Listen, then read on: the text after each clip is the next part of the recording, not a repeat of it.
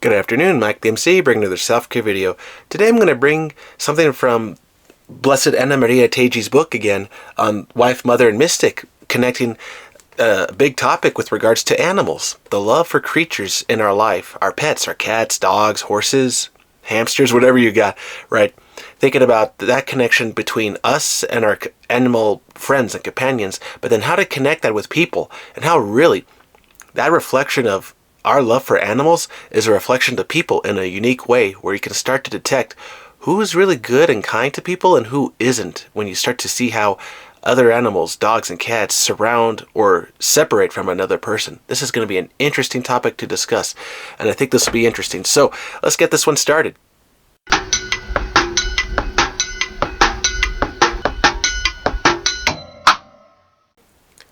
So from The Wife, Mother, and Mystic of Blessed Anna Maria Taigi by Albert Bessieres, in the notes about her, she writes with regards to loving animals, where she notes down, her kindness extended to the very animals.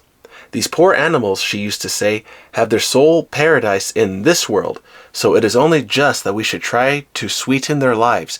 And other notes I've recorded here with the horses, the hay for their refreshment. She caressed the wounds of the good creatures, including cats and dogs, and cured them as well. And last note, the Society for the Protection of Animals could scarcely fail to take the Beata, as the patroness. So she was the patroness of the Society for Animals, and you think about that and you wonder, wow, if she's now a patron of something so good, a kind cause, something so great, see, that kindness really is a reflection of not just who she is, but of God's love for other people as well and other creatures. And you think, okay, how does this connect with counseling and life skills from this channel? And you think, okay, think about it. For example, if you have a lot of cats or dogs and you take care of them, you feed them, maybe you go outside, spend time with them, you have a good time, memory, you go play outside, fetch, all those good things with outside animals and inside. If you're a good caretaker and the animals respect that, you can see how that reflection of your love for them comes back to you, and they reciprocate. They love, they want to be pet, they want to come to you. They start to lick your hands and jump on you, and you're like, get away from me, get off. I don't have time for this. Hold on, I need to get out of here. I'll pet you later, right? But you see, that kindness, that love comes back to you because they know who is a good master, a good person in their life.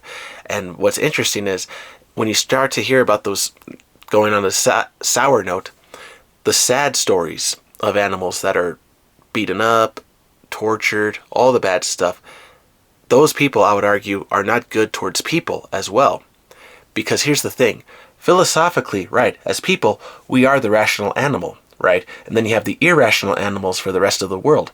But the thing is, animals still being animals, if you're not kind to your dog or your cat or your hamster, and that reflects back to other people, where I would argue that's the narcissist. That's the person who doesn't care about other people, who wants to just take care of their needs. And if another person's in the way, they view you as a creature. They view that person as an animal, a purely animal idea, in the sense that, okay, you're in my way, now get out of here, because I have to do my thing right now. I'm selfish, get out of here. And that is how you can argue, I would say, that's a narcissist, in that they don't respect and love other people because they see them as just purely an animal. And see, now connecting this back from philosophy back to real life, and the good idea. So when you start to love, take care of creatures, everyone around you, at your home, your house, even taking in a stray pet, right? All that love, it's a reflection of who you are, that you have the capacity to love not just animals but other people, your grandparents, your mom and dad, friends and family, even strangers. And you can see this reflection not just in healthy households, but even in broken ones, where you could say, hey, this person, maybe they've gone through a difficult time right now, a divorce, a new home, separation, etc. But you can see that person, they're still being kind to animals, and those animals are nice to them. That might be a sign that that person's a good person, and that they take care of not only that cat or dog, but the other people in their life as well. And you think, okay, that's one subliminal sign to catch on who's a good person, who's a toxic person. And you can start to pick up these signs. Okay, how many times have you seen a person that was rude, like shut the door, move past you, not acknowledge you, ignore you, and you see how they treat their cat or their dog in the same way. You see? It's just a reflection. It's a reflection of a person, how they see animals and people in the world, and they equate them to the same thing. And you see how people, if you cannot treat an animal or a dog, cat with love, right? I mean, if you cannot be with people in the real life and you don't know how to talk with somebody, spend time with them, be in the moment, the present time with them, then I would argue that person does not know how to love properly, or there's something behind the scenes that is really irking them that they need to talk with, or maybe they were treated poorly as a child growing up and now they're reflecting that pain, that damage back to other people as well, and animals. And so that is a key sign I just want to argue with you that you could keep in mind now about this, now that I bring this to light.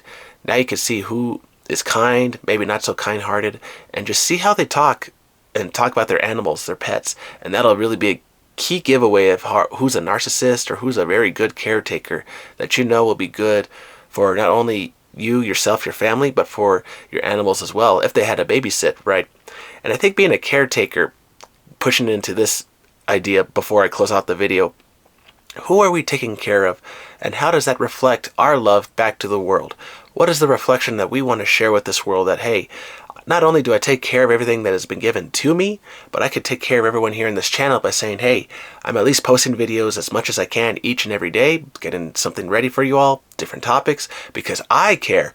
I care about this channel growing to help other people. And if it helps other people, oh man, that's just awesome to me. I don't care. That means it's growing. It's a success. The channel is starting to make a difference because it's my care of my ideas that I want to share with you to avoid mistakes, to grow from other topics, to learn that, hey, maybe the cards were stacked against you. Maybe life wasn't given to you on the silver platter, but you can make a difference. You can start caring for people and things in your life, and by sharing that love and care for other things, everything will start to surround you with love and care. Now you can go and get the Lamborghini, the Corvette, whatever the fancy car, the house is, because you took the time to look at yourself and says, hey, if I could take care of my house, my bathroom, I can now take care of bigger things. And that's in the Bible. Take care of the small things, take care of the bigger things. They connect. And that is something I want you to think about from this video as far as self-care is concerned. So that is from me, from Mike the MC, for the afternoon video. I hope this one finds you well. Take care, and always remember, if you're good with the small things, taking care of your dogs, your cats, your pets, you can take care of people and be known as a good caretaker in your community. All right, everybody, take care. Have a good one.